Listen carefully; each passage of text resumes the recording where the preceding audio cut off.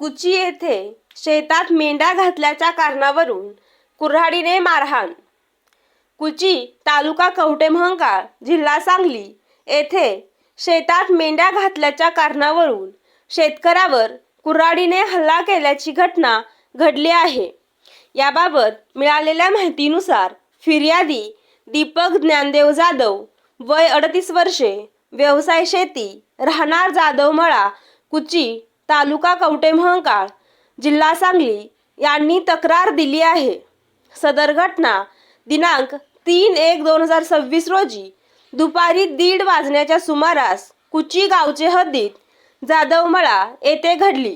यातील आरोपी सोमनाथ बंडगर, दत्तात्रय बंडगर, राहणार बंडगर वस्ती, कवठेमहांकाळ, तालुका कवठेमहांकाळ यांनी त्यांच्या मेंढ्या दीपक जाधव यांच्या शेतात घातल्या होत्या.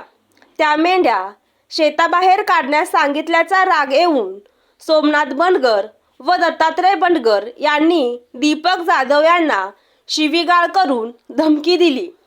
यावेळी आरोपी दत्तात्रय बंडगर याने फिर्यादीस खाली पाडून हात धरून ठेवले, तर आरोपी सोमनाथ बंडगर याने कुऱ्हाड या हत्याराने दीपक जाधवच्या डाव्या हातावर वार करून जखमी केले. या प्रकरणी दीपक जाधव यांनी दिलेल्या तक्रारीवरून नमूद प्रमाणे गुन्हा दाखल करण्यात आला आहे. सदर गुन्ह्याचा पुढील तपास कवठेमहांकाळ पोलीस करत आहेत.